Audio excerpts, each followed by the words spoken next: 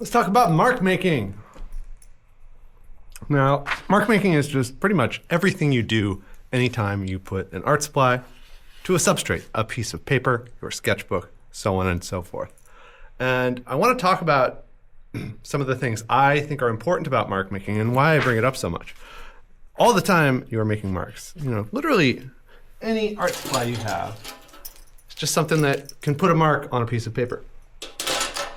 And a lot of times when you do this, the first thing you experience is something probably similar to writing. Hi, my name is Oscar. Now think about what's happening right now. I'm holding my pencil in a way that I've been trained since childhood to write. It's sort of choked up, it's close to the page, the letters are small. And a lot of times when people draw, that's how they want to function, because that's what they're used to. And that's the only way they've used, that's the only way they've used their hand for their whole life. So what we want to do with drawing is understand all the ways that we can create an image on a picture plane, doing this in less rigid ways. So first off, just try drawing literally any line. In fact, a great little space exercise. I'm going to jump between these as I go. I really like this. This is a basic ballpoint pen. But just give yourself 2 marks and then draw a straight line between it. Give yourself 2 more, straight line. This is just trying to teach you that you can draw fast and go between 2 points. And there's like an optimal distance that you can do this, about that far.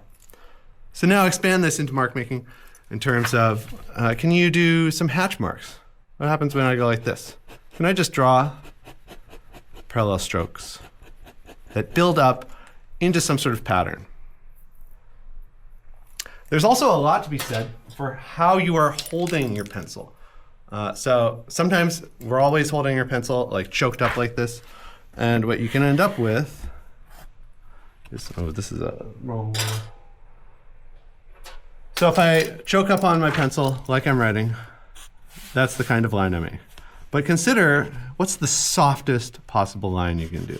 And this is where the actual pad of paper that I'm working on, if you're using a sketchbook or even just putting a simple piece of paper on top of a book rather than on your desk, can change how it works. Like the soft pillowiness of the substrate also affects this. But see, like, what's the softest line you can make? And a lot of times you'll note that the way that you hold your pencil affects this. It also means that using the side of the lead oftentimes changes it. This also depends on your art supply in question. So this is a 14B pencil, which is about as dark as it gets. And again, I brought up this. This is just a crappy old free pen. I love these. This is my favorite art supply. You can get them anywhere. And as a ballpoint pen under the hood, it looks like this. There's your pen. Which means that the way that I draw with this will affect things. So if I'm drawing against this like this ball is pointing straight down and there's a lot of ink. But as I turn my pen sideways, it's like my pen is barely touching the surface, and so the ball can't actually roll. So if I just go 1 degree closer to a straight down bit at a time, I can actually draw very soft with a pen. I'm just going a little bit closer to that 90-degree angle as I go. Try and use all of your senses when you draw to figure out how mark making works. It's a physical act when you do any drawing. It's, there's intellectual aspects of it, but a lot of it is muscle memory, just like learning how to cook, learning how to exercise, learning how to drive a car, learning how to do any sort of physical task. A lot of times it's the muscle memory of it that matters.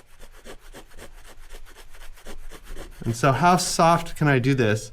Oftentimes can be a matter of engaging with the premise of my fingertips and my hand having some physical touch sensitivity. It also can even be auditory. Like, can I hear the scratching of the pen on this paper? That can tell me how hard I'm going. Now, as a mark making exercise that I do almost any time I make any mark. We're going to do a value chart, and I'm just going to do these in groups of 5. And again, I have a lot of materials here that we can look at. This is a ballpoint pen. These are different pencils that go from H pencils, which are very hard. So this is a 5H pencil, which will be very difficult to show anything. Barely shows up right. Now, why would you use this? Well, what's great is you can draw really hard with it. So if you are having some difficulty with softness or subtlety with drawing, try using an H pencil and you can go nuts. And then you just work with a more difficult material, or like a more, let's just draw ahead. I always end up drawing here. So if I draw this with an H pencil first, I can go full strength. This is the center. Hey, look at that, I got a head. And then afterwards, I can go in with my more difficult, not difficult, my darker medium and be like, okay, there's my character.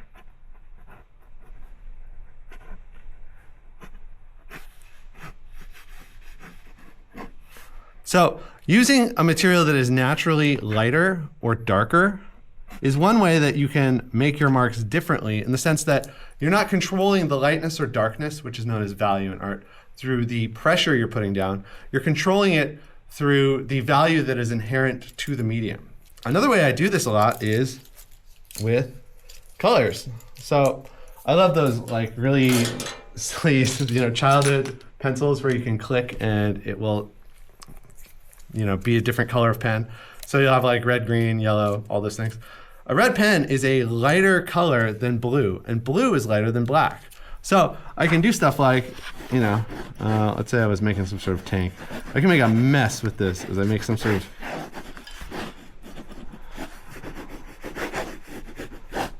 cool military tank thing.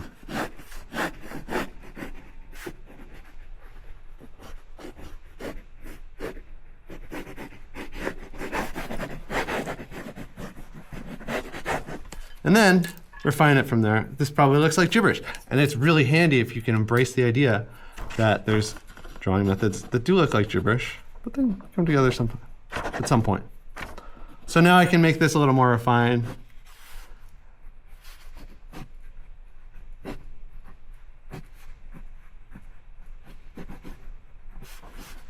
And by having this difference of control by how dark or light the medium is, I'm able to get a pipeline in place that I can go back and forth on.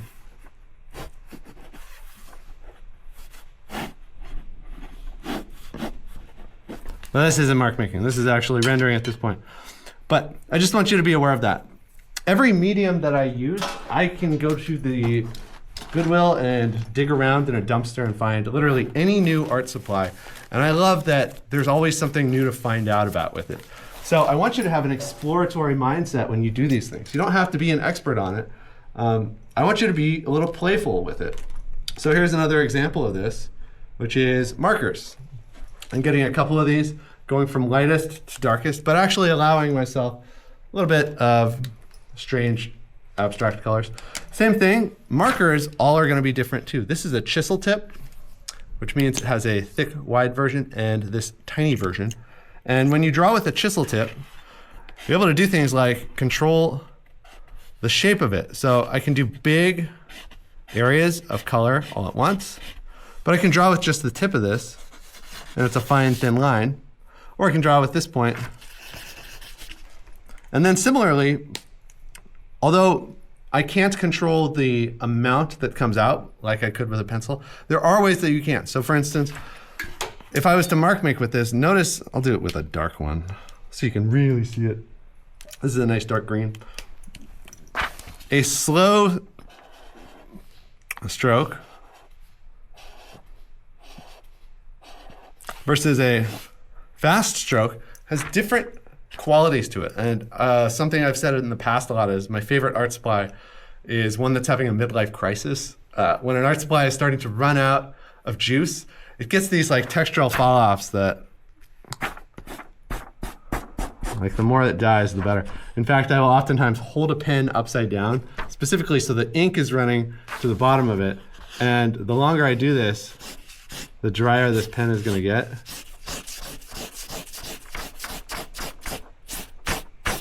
Yeah, see, it's starting to get dried out. Which means that I can now work these values slowly. So even though I'm just using this pure green, like,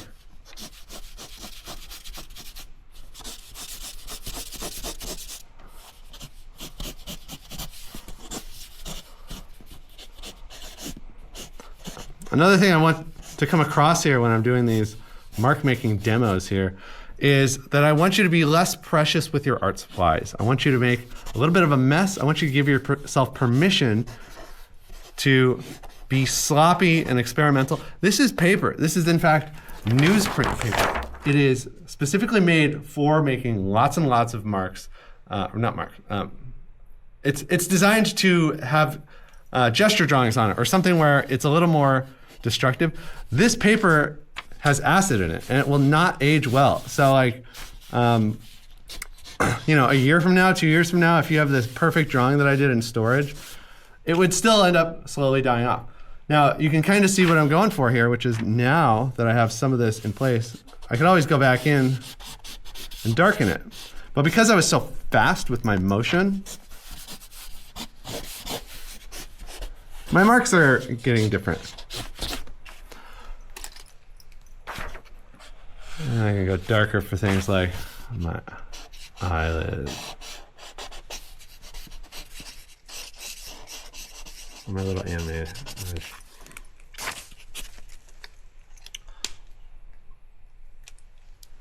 So mark making, what else do we need to know about it?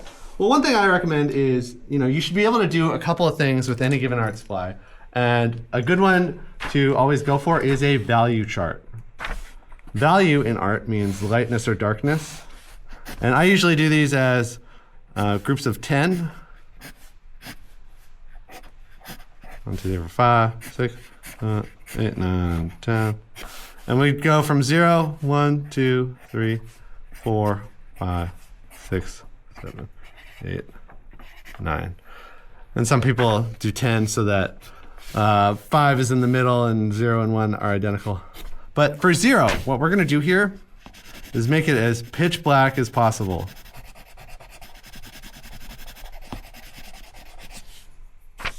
And then we're going to slowly make these less and less black until we get to this one. Now this is newsprint, so it's actually a little bit toned. But you can imagine just going through this and saying this one, number 1, has to be a little bit lighter than number 0. And 2 needs to be a little bit lighter than number 1. I tend to go back and forth between this because I know this is going to be, number 10 is going to be totally untouched, and so 9 needs to be very lightly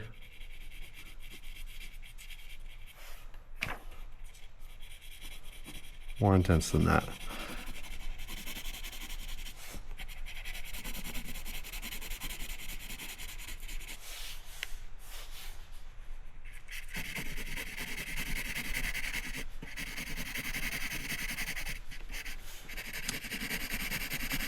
Now, knowing how to replicate value is important because a lot of times when people are starting to learn how to draw, I think they're a little bit in their own head about line being the main thing that they're working on because they're used to drawing from a sense of, you know, I'm drawing the outline of something. I'm drawing the cartoon of something. And so the idea that like you have these values that are instead going to inform like a more robust, subtle rendered drawing is important.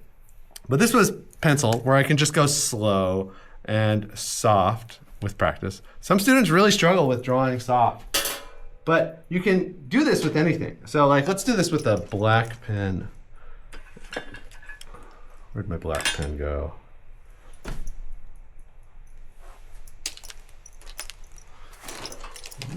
There we go. Now I'm just gonna do 5 of these for this one. Just 'cause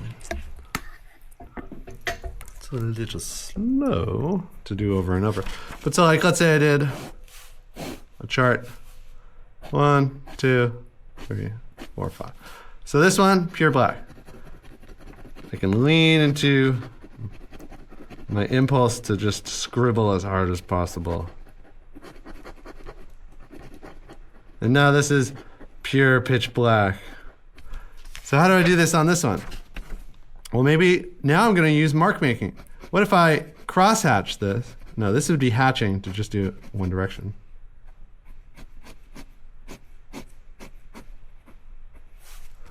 And when you zoom out, you can start seeing that although I'm drawing with the full strength of this pen, you do have some sense of 0, 1, 2, 3, of how these values eventually build up. So what if I do something where instead on number 3, I do stippling where it's lots of little dots, and I can represent the idea of a specific value in ways that are not necessarily about one thing.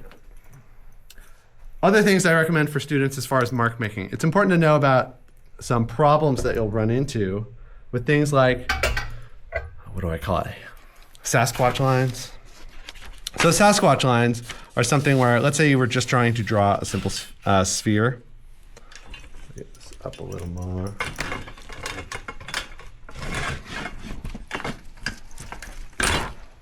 Simple sphere, right? Or a simple circle. A lot of times students will be used to this idea of like, okay, I'm using mark making to kind of round out the form or understand it beforehand. Because it's difficult to commit to these lines, right?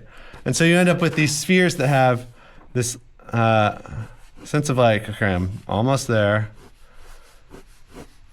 And this makes sense. I had mentioned up here that about that is the distance you can travel before you don't trust your own pen.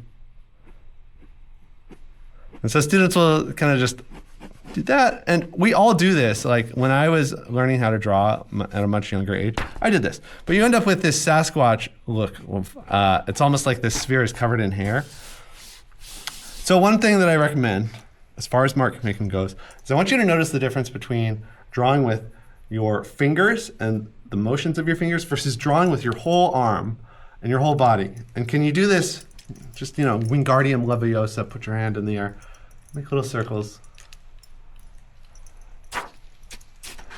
And from here, I'm going to do soft lines that build into this finished thing with a little more commitment all the way around. I've mentioned the pressure you put down, how hard you're going, and also the speed of this. And this is another thing where if you're just trying to draw a simple sphere, a lot of students will go too slow and too hard. And so they'll think, okay, I'm going to draw a circle. Almost there, almost there. And you get crunchy lines when you do this, because they're so nervous about not making a mistake that the whole thing ends up being a mistake.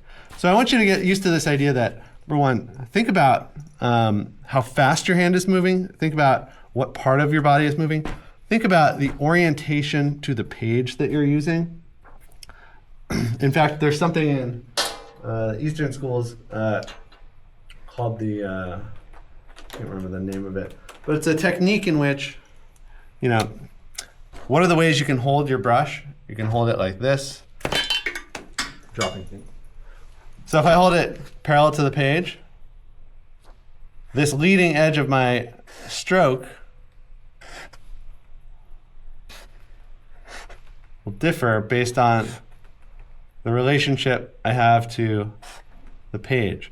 And so, I don't know, like it's so anti-writing that we don't think of it. It's very handy with paint where you have like more paint on the tip of a brush and water going up that. So as you continue making marks, I want you to have an exploratory sense of things. Try out different techniques, try out different materials. This is a charcoal thing. And if I hold the whole thing on there, you can get a lot of stuff. You can do this with a crayon by taking the paper off, which I love doing and many people get very upset about. I think that ruins the crayon. But this is a very different mark than drawing with the corner of this, So one of the things I worry about with students sometimes is, they just never, they don't necessarily get to the point where they think of this side drawing as just as valid. The other thing that I get frustrated with students sometimes is erasers. I'm anti-eraser. And my reason for that is because I see students start a drawing and then erase. And they start a drawing and erase. So they'll make a mark and they're like, no, I can't. Don't do that. Erasing should be used only in one capacity, which should be like, if I was to cover this whole thing.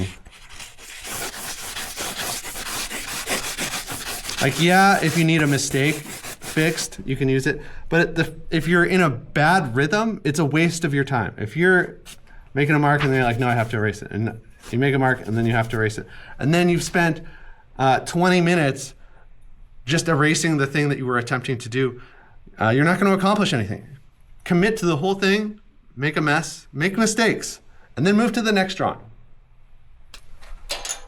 What else do I think about mark making? Some of these are going to be in your glossary, but ideas like patterns are another one. You know, I sometimes do this. It's like, imagine you're a kid and you're making a series of W's because you're learning how to write, and you just see your mom writing in cursive on a check. You think, oh, that's how I'll do it. What about a series of M's? Now, why would this matter? I mean, it's just a thing that you're doing, but it changes your relationship to this versus a pencil. And there is a rhythm to it. It's just like learning a line of a drum beat, you know? Now, why do I like doing these? Well, there's a lot of cartoon shorthand that can come with this, whether that's cartoon hair. You know, if I have a person, what does it look like if this granny has hair that's an inward spiral? There's her glasses.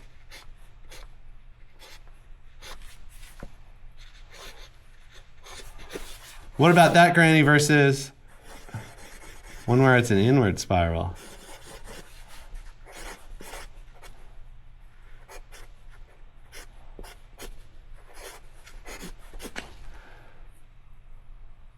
This sort of stuff also matters when you are trying to represent something that is maybe a little textural. So maybe you've, instead of filling in one of these with pure shading, what if it's a textured pattern like this, where there's lots of little things? Maybe this is tree bark. Maybe this is scales. Maybe this is lizard skin. Maybe this is a lemon. So think about how something like this can change things. Think about how your hand touching things can mess things up.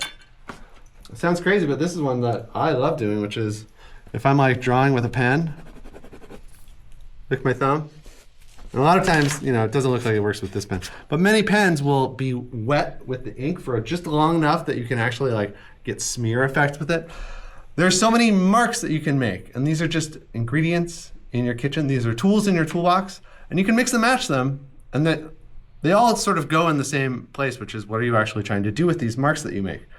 But understanding it from a sense of like, you know, knowing how the tool engages with your body and knowing how the tool can be utilized in a variety of ways is just something that I want you to mess around with this week.